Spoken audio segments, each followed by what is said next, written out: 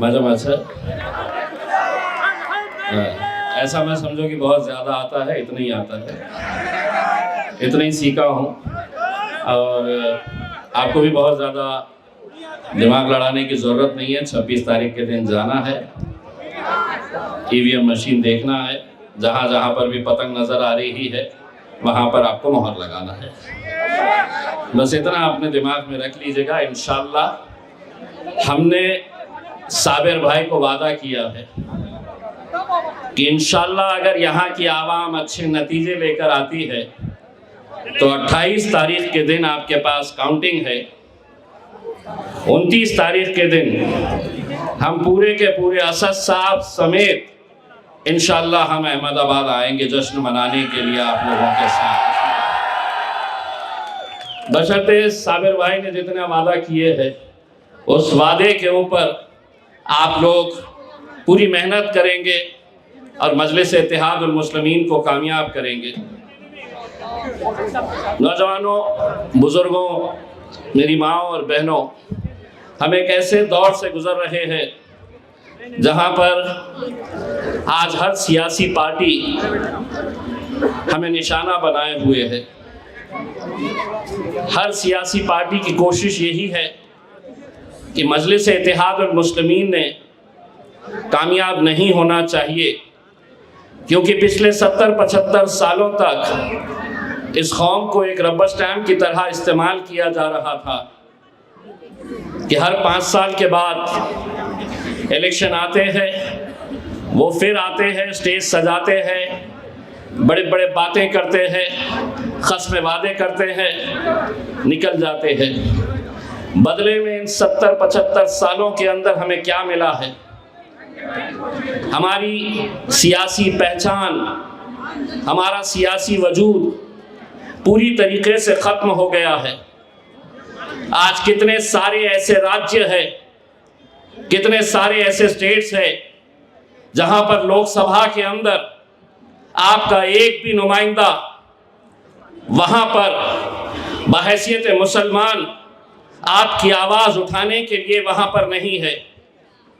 गुजरात में तो कई सालों से हम देख रहे हैं कि इकलौता एक एमएलए चुनकर आ जाए, कोई एमपी नहीं।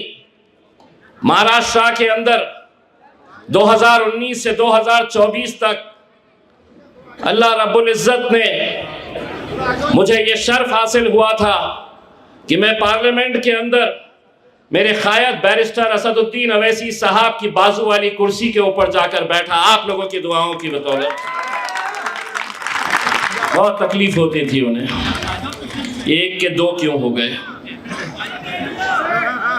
मध्य प्रदेश के अंदर हम 0 पर है, कर्नाटक में हम 0 पर है,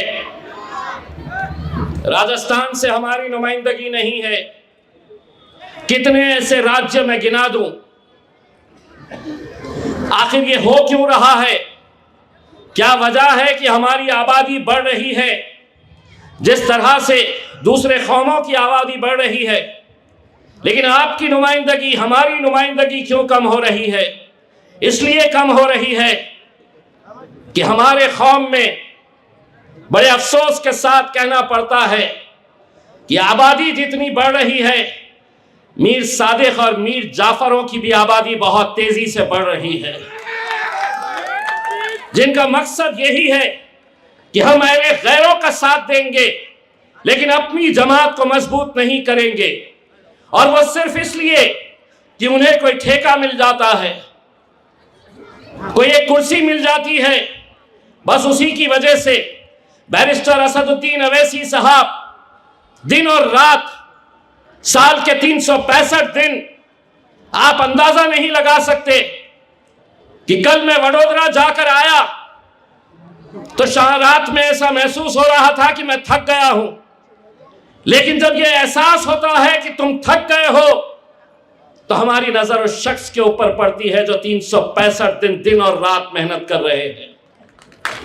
कुछ नहीं है हम उनके सामने, लेकिन एक तड़प, एक दीवानगी उनकी जो है उसका हम कभी मुकाबला नहीं कर सकते हैं। उनकी ख्वाहिश क्या है कि अहमदाबाद के अंदर भी हमारी अपनी नुमाइंदगी होनी चाहिए, हमारा अपना नेता होना चाहिए जो हमारी आवाज बन सके, हमारे लिए लड़ सके, हमारे लिए बोल सके। लेकिन नहीं, जैसे ही मजलिस जहां जाती है सारे के सारे सियासी जमातें एक साथ मिलकर आ जाते हैं। भाजपा वाले सोचते हैं कि कांग्रेस जीत जाए चलेगा, कांग्रेस वालों की साजिश होती है, कोशिश होती है कि हम हार गए चलेगा, भाजपा जीत जाए चलेगा, लेकिन मजलिस ने जीतना नहीं चाहिए। क्या यह सच्चाई नहीं है कि हर 5 साल के बाद इलेक्शन आता है, हम शिद्दत के साथ मेहनत करते हैं, वो भी हर 5 साल के बाद आते हैं, आपके बीच में महफिलें सजाते हैं, हम यहां पर बैठ के उनकी तकरीरें सुनते हैं। सेक्युलरिज्म, बहुत सारे मुसलमानों के अंदर आज भी ये शब्द जो है कि नहीं, हमको सेक्युलर पार्टी का साथ देना है। अगर महाराष्ट्र की, नासिक की हमारी बेटी, हमारी बहन निदा खान के लिए अगर लड़ना है, अगर वो फिरका परस्ती है, अगर हमारे बच्चे जेलों में बंद है उनके लिए लड़ना अगर फिरका परस्ती है, अगर जो आज मुसलमानों के घरों को एक झटके से बुलडोजर के जरिए गिराया जा रहा है, अगर वो फिरका परस्ती है तो सुन लो हुक्मरानों, हाँ मैं फिरका परस्त हूं। हम फिरका परस्त है क्योंकि हम हक के लिए लड़ रहे और सिर्फ किसी एक जाति, एक धर्म और एक मजहब के लिए नहीं लड़ रहे, हम लड़ रहे इंसानियत के लिए। एक बच्ची 21-22 साल की, पूरा का पूरा मीडिया उसको सिर्फ दहशतगर्द बोलना बाकी रह गया। किस तरीके से उसको परेशान किया जा रहा है कोई नहीं बोलेगा। इम्तियाज जलील ने उसकी मां से, उस बच्ची से मिलकर यह कहा है कि सारी हुकूमत तुम्हारे खिलाफ रहने दो, सारे लोग, सियासी पार्टियां तुम्हारे खिलाफ रहने दो, तुम्हारा ये बेटा, तुम्हारा ये भाई इम्तियाज जलील चट्टान की तरह तुम्हारे सामने खड़े रहेगा तुम्हारी मदद करने के लिए। हम नहीं करेंगे तो कौन करेगा? हम देख रहे हैं इतने सालों तक क्या हो रहा था। स्टेज उनका सस्ता था, घोड़ी उनकी सजाई जाती थी, दूल्हे भाई वही बनते थे और हम बारातियों की तरह हम नाचने का काम पिछले 70-75 सालों तक करते आ रहे थे। अब हमने साफ कर दिया है कि अब स्टेज सजेगा, यकीनन स्टेज सजेगा, घोड़ी भी आएगी, लेकिन अब दूल्हा कोई और नहीं होगा, दूल्हे अब हम ही होंगे। हम मतलब मैं नहीं, वरना अक्सर मैं ऐसे भाषण देता हूँ ना, भाषण खत्म होते ही बीवी का फोन आ जाता है, क्या है?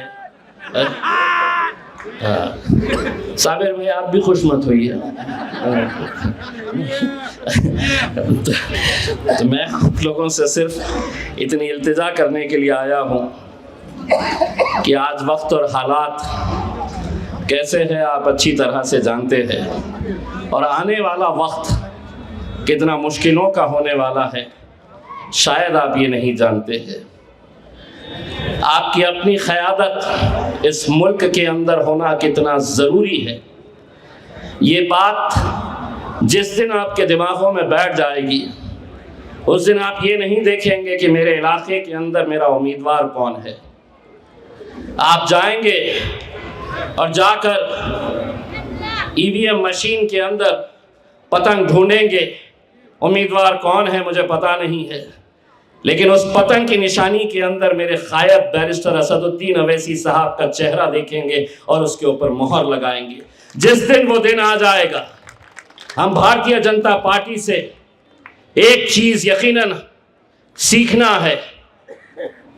अमेरिका से, ऑस्ट्रेलिया से, लंदन से मियाँ बीवी बच्चे अपने पैसों से टिकट लेकर आते हैं इलेक्शन के वक्त में, सिर्फ भारतीय जनता पार्टी को वोट देने के लिए, वरना जो पार्टी आज से कुछ साल पहले पूरे हिंदुस्तान के अंदर